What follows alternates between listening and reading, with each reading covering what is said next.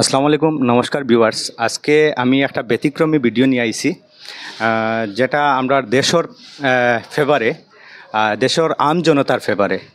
তো বিশেষ করে আপনারা জানেন সিপিআইএম একটা রাজনৈতিক সংগঠন, যেটা আমরা পূর্ব সময়ে আমরা এটার বেনিফিটগুলো আমরা পূর্বকালের যারা আমরা বয়োজ্যেষ্ঠ আসলা, যারা গুজরিয়া গেছেন আর অনেক আসন, তারা বুঝতে পারতো যে সিপিআইএম কিতা জিনিস।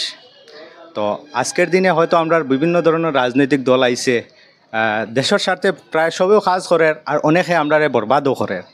তো বিশেষ করিয়া সিপিআইএমের ভূমিকা যেগুলো আমরা প্রায়ও দেখে থাকি, মানে অনেক সামাজিক কাজগুলা আর অনেক মানুষের যারা একদম নিচর স্তরের যারা মানুষ আছে, গরিব দুঃখী মানুষ, এইগুলা মানুষকে নিয়ে চিন্তা করে সিপিআইএমে। তো আজকে সিপিআইএমের বিভিন্ন সময় বিভিন্ন কার্যসূচি আমরা দেখি।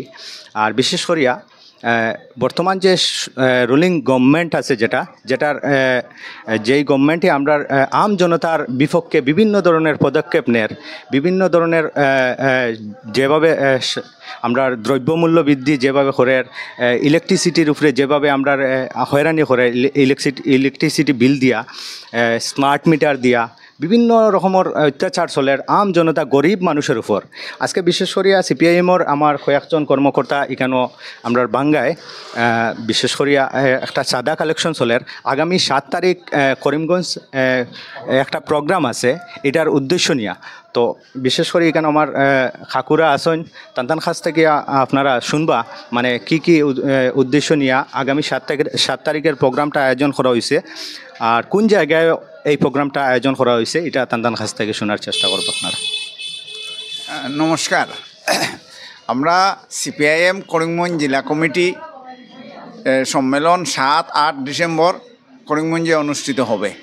সেই সম্মেলন উপলক্ষে আগামী 7 ডিসেম্বর শনিবার আমরা একটা বড় সমাবেশের ডাক দিয়েছি, এবং সমাবেশের ডাকে আমরা যেসব দাবিগুলোর মধ্যে আমরা দাবি নিয়ে আমরা সমাবেশের ডাক দিয়েছি, সেই দাবিগুলো হলো অস্বাভাবিক মূল্যবৃদ্ধি, স্মার্ট মিটার বাধ্যতামূলক করার বিরোধিতা, বেকারের কর্মসংস্থানের দাবিতে, কৃষকের ফসলের ন্যায্য মূল্যের দাবিতে, বিভিন্ন শ্রমজীবী সংগঠন যেমন মিড ডে মিল, অঙ্গনওয়াড়ি, নির্মাণ শ্রমিক, এদের যে ন্যূনতম যে পাওনা, সেই পাওনাটুকু এই সরকার দিচ্ছে না।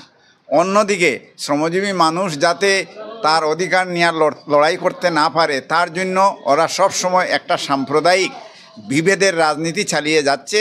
আমরা তার সম্পূর্ণ বিরোধী। আমরা দ্রব্যমূল্য বৃদ্ধির প্রতিবাদে, সাম্প্রদায়িকতার বিরুদ্ধে, বেকারের কর্মসংস্থানের দাবিতে, ডিলিমিটেশন যেটা করেছে সরকার সেইটা জনবিরোধী, সেইটার প্রতিবাদে। আপনারা দেখেছেন যে সরকার ঘোষণা করেছে 1 লক্ষ মানুষের চাকরি হয়েছে, কিন্তু 1 লক্ষের মধ্যে বরাক উপত্যকায় 1.5% যুবক যুবতীরা চাকরি পায়নি। ব্রহ্মপুত্র উপত্যকাতে আমাদের দাবি হলো যে বরাক উপত্যকাকে বঞ্চিত করে যে নিয়োগ চলছে, সেই নিয়োগ আমরা মানি না। যাতে বরাক উপত্যকার ছেলেমেয়েরা এখানে চাকরি পায়, তার এই সব দাবিতে আমরা আগামী 7 ডিসেম্বর বড় সমাবেশ ডাক দিয়েছি। সেই সমাবেশকে সফল করার উদ্দেশ্যে এবং জনগণকে সেই বার্তা পৌঁছানোর জন্য আজকে আমরা বাঙ্গা বাজারে এসেছি।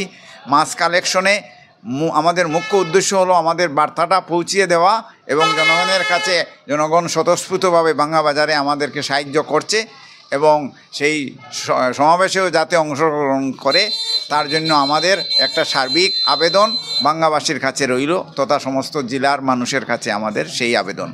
খাকু প্লেসটা মানে কোন লোকেশন? আচ্ছা, লোকেশনটা হলো, সমাবেশের লোকেশন হলো এই যে নেতাজি মেলার মাঠ করিমগঞ্জ, সেটা হলো পাবলিক স্কুলের খেলার মাঠ। সেই মাঠে দুপুর 12টার সময় আমাদের সমাবেশ হবে।